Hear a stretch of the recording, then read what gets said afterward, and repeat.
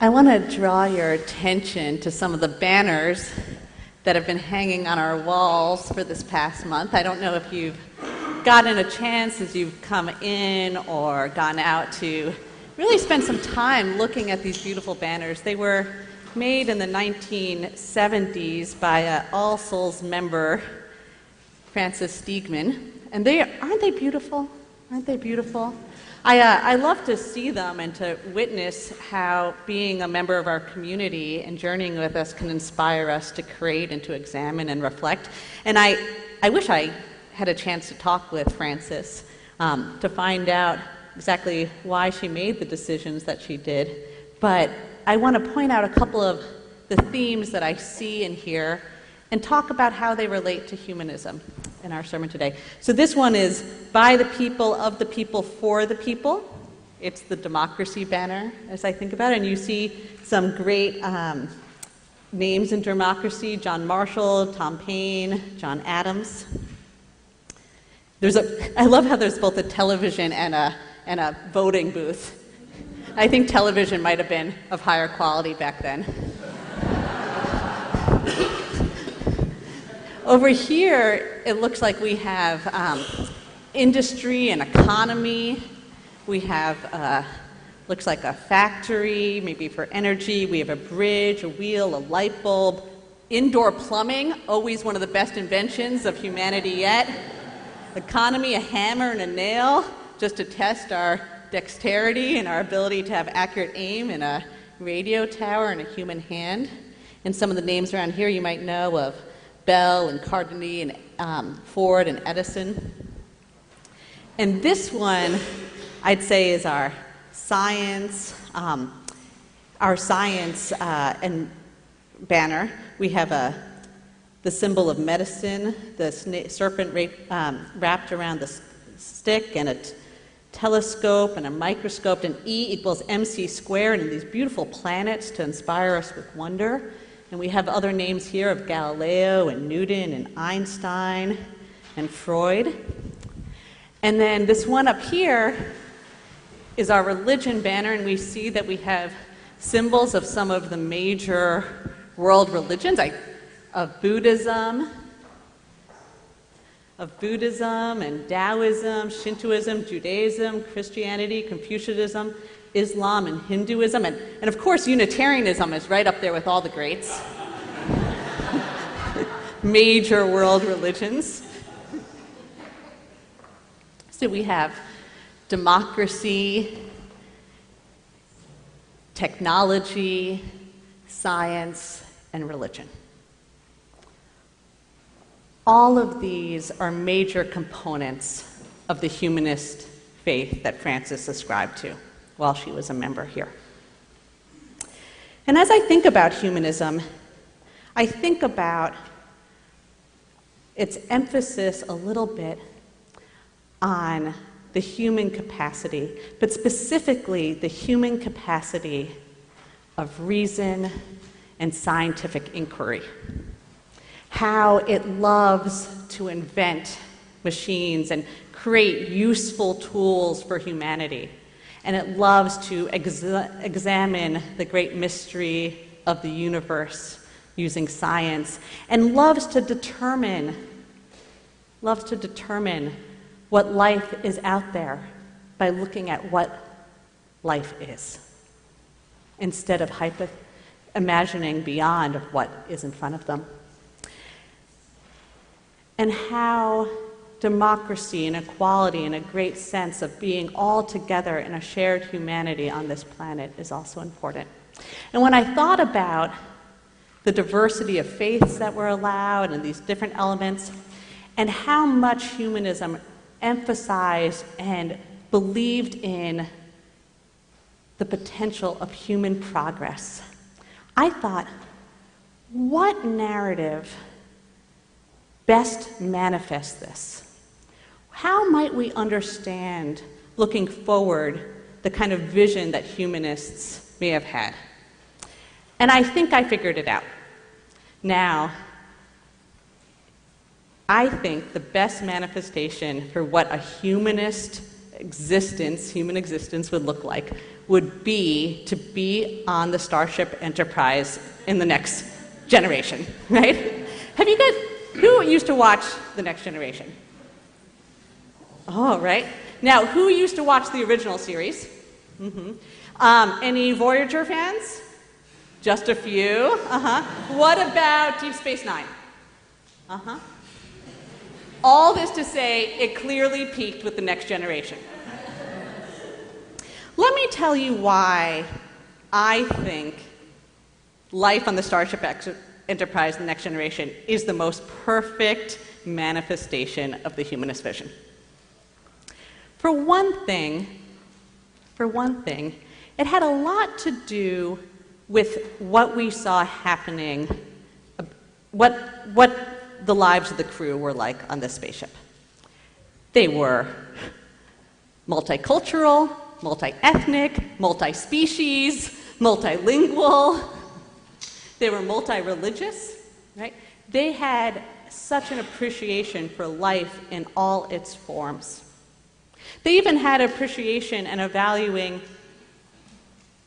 for Data, who is the first fully manifested android, which is something I think most of us would wonder about. Is an android life at all? Would an android's life be equivalent to my life? And they answered yes, they appreciated the uniqueness of Data.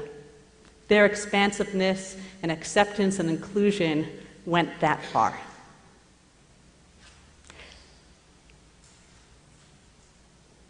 They were also, interestingly, had really mostly only 3 tracks. They all wore these uniforms pretty much almost all the time. 90% of the time I feel like they're in uniform. And they were the red uniforms of the captain and the commanding class that took the helm. There was the blue uniforms of the scientists and the engineers. So the scientists and the doctors. And then there were the yellow uniforms of the engineers and security officers. It's really interesting to think about how there was only 3 uniforms and kind of 3 tracks. There wasn't a professional orchestra that they brought on board, or even kind of the gardener would have his own. He would be fit into here. They were all very tracked and very much aligned with science and reason and that path. Interestingly, even though they were completely multicultural in many different ways, I never saw a worship service on the Starship Enterprise. They were extremely a secular-oriented people and really believed in a meaning-making through their lives and through the inquiry and science and appreciating life in all its forms. And that kind of pulling back of the church is what some humanists have really thought would be a great next step in the progress of humanity. Interestingly, the only real spiritual director on board, there was a psychiatrist, Diana, and a therapist, but the only real spiritual director was Whoopi Goldberg, what was it? Gyna, who ran the bar. So spiritual direction still had a place, but it wasn't in a church. I love Gyna, right? She was my favorite character. And of course, what really makes it the best vision of the humanist vision was the Captain Jean-Luc Picard, who was very, very different from Captain Kirk. And I don't know how the ladies feel about this, but Jean-Luc Picard was more of a philosophical ambassador versus a kind of virile buccaneer, as Captain Kirk was. Now, Patrick Stewart, who played Jean-Luc Picard when he was 61, and in this series as Jean-Luc Picard, did win People's Magazine's Sexiest Man of the Year. And then the next year he got Most Bodacious Man on television, so just to show that older men of great intellectual character and moral fiber can still attract the ladies of all ages. It's true, he could be decisive, but he had a kind of philosophical orientation, appreciation for life, a strong ethical character, a kind of counseling guidance as he stepped into the unknown to encounter life and new civilization in all its forms. There was also, interestingly, even though they were in a federation and there was a captain and a commander, it was a great democracy. There was leadership, but no one was cut out. There was no poverty on the Enterprise, and there was no poverty on Earth. In fact, one of the great things, and I can't remember what this machine is called, and I wasn't going to watch endless series to figure out the names, but they basically had a futuristic version of 3D printing where anything they wanted to eat or drink, they just go to this little console, and Jean-Luc Picard would, of course, get his Earl Grey tea, which is what I drank this morning, too. He's my leadership model this morning. So this was really interesting. This was this great sense of a democratic world where people were inventing machines to help them explore new boundaries and looking at the world with scientific curiosity and practicing a great multiculturalism.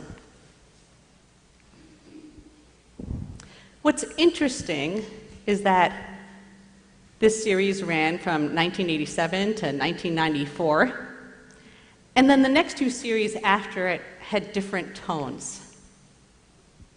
Deep Space Nine was a port, essentially, where a lot of trading got done and repairs were done, but basically people stayed in one place and people came to them. And then Voyager, which fantastically had a female captain, even though they were explorers, it was much less of a sense, in my mind when I watched it, their experience was much less of discovery than of peril. What happened? What happened that the series, the Star Trek series, would feel this shifting? One of the things that has started to happen, which is significant, is we have started to have a changed relationship with technology. The technological revolution, which opened up so many doors for humanity that allowed us to discover so much of life out there and how it's manifested and the laws of the universe that help us understand ourselves and our place and how we are supposed to function and the great wonders and diversity of life. Something has shifted. And the primary thing that has shifted is that machines are starting to appear maybe not as intelligent as we are, in a certain sense, but they are able to do some of the high-end thought work that we have considered part of what makes us uniquely human. So for instance, and this is kind of shocking to me, but right now, they're invented by Johnson & Johnson is a machine that replaces an anesthesiologist, right? There are babysitters in Japan who are robots. If you like the Pac-10, Big Ten, Pac-10? Football? Big Ten? A number of their stories are written by computer. It's called a narrative science. It was invented by Northwestern, and they just send in the data of what happens in different innings, and they'll write wonderful stories of like, at this point in the game, the crowd, was on its feet, and they know that because you could tell that the score was about to change. The computer wasn't there, but it understands the dynamics that come with certain scoring. The London Philharmonic recently performed a symphony written by a computer, which actually got pretty good reviews in terms of composition. Paralegals and lawyers, they actually show, and this is bad news for the lawyers out there, that computers are better able to give legal advice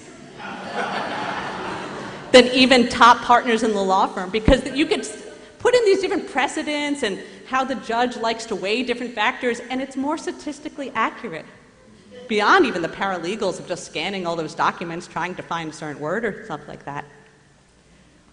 What this means is a great disorientation for how we understand ourselves and our sense of contribution to the world. They expect in the next 10 years, as science and technology advances and as more robots are developed and more functions automated, that 100 million workers will lose their jobs. 100 million. That's not a small number. That's a really big number. I don't know about you, but so much of our life is about trying to answer the question of what is the meaning of our work, what is the purpose of human existence, how are we supposed to make our contribution? And a lot of what we've told ourselves is that our career and our work is supposed to provide a lot of those answers. A lot of those answers. And it hasn't been easy for a lot of people. There's already a lot of people who have been displaced. We know this. We know this. And their sense of worth has often been tied to whether or not they could contribute to our economy. I remember when, after I went and taught in Japan for a year, I traveled in China for 1 month, just traveling with my friend, and we went all over China. And we went to these ancient, I went to Confucius's home, and I climbed these 3 sacred mountains, and I went to the tombs of these emperors, and climbed the Great Wall, and did all this wonderful stuff.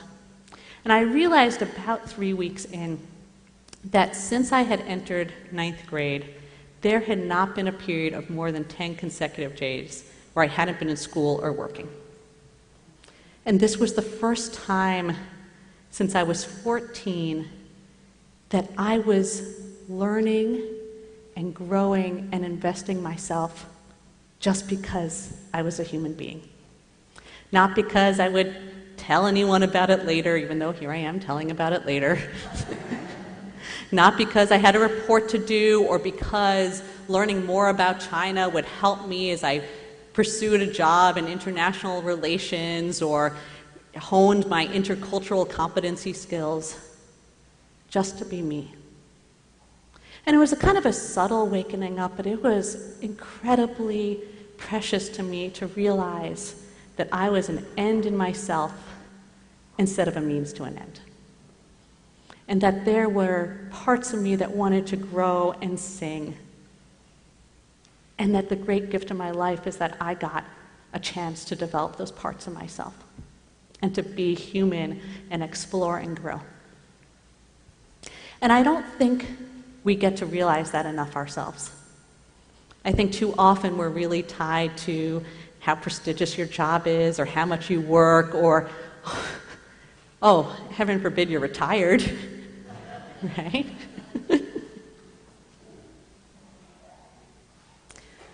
So what does this have to do with the Starship Enterprise? Let's not forget about our great Voyagers way out in space. What was amazing to me when I thought about the Starship Enterprise was that it points still to a way forward. Points still to a way forward. What's amazing is that there's about maybe 2,000 or so people on the ship. You don't see them all, but sometimes they have to evacuate and they tell you the numbers. But every once in a while, kind of the ship is empty and there'll be like just Jean-Luc Picard, and something happens and someone tries to hijack the ship, and he basically runs the entire ship himself. You might have seen this. He kind of talks to the computer and he's like, computer do this and shut off that and all this stuff. And that made me realize they don't need 2,000 people on that ship. They really maybe need one, just maybe. The ship could probably figure out its own mission and do its own thing, being remotely. And yet, 2,000 people are on that ship. And it's not because they aren't replaceable. In fact, this amazing technology that they have is all in support of them going out and discovering the great wonders of the universe, and being on this spiritual journey towards self-actualization. That they are there to discover who they are and what they think, and to grow in their sense of beauty and appreciation of other life. To think about what it means to be part of this interdependent web of all existence. To still challenge themselves to be ethical and moral and in relationship. And they give themselves a fair amount of time. They're all picking up music and doing painting and going on this holodeck, which is like this amazing 3D virtual world where they could be anywhere at any time and become kung fu warriors if they want. They have all this time to explore who they are and to develop to their utmost. We're going to come to a time when humanity doesn't need to work as hard as it's been working. And we could provide for every single one of us by laboring less and giving ourselves and each other more time. But the crux of this is this could only happen if we remember the promise of democracy and our shared humanity. If we only remember that we are more than an ends, that we are an ends and more than a means, and that every person deserves the potential to be their fullest selves, and to share the great resources and richness of time and resources that come through the technological revolution that's happening, and to make sure that none is forgotten. And it's a great change, but boy, would it be worth it to be on the Enterprise. As we go out of this time, my spiritual companions, I just invite you to think about how precious our lives are and how we do need to find new answers to what the meaning of work is and the purpose of our lives. And perhaps the most precious thing we could do today is to spread that message widely, that our life is precious, that our quest and exploration should always be on the frontier, and that we must all journey together, collectively being part of this great promise. Blessed be, and amen.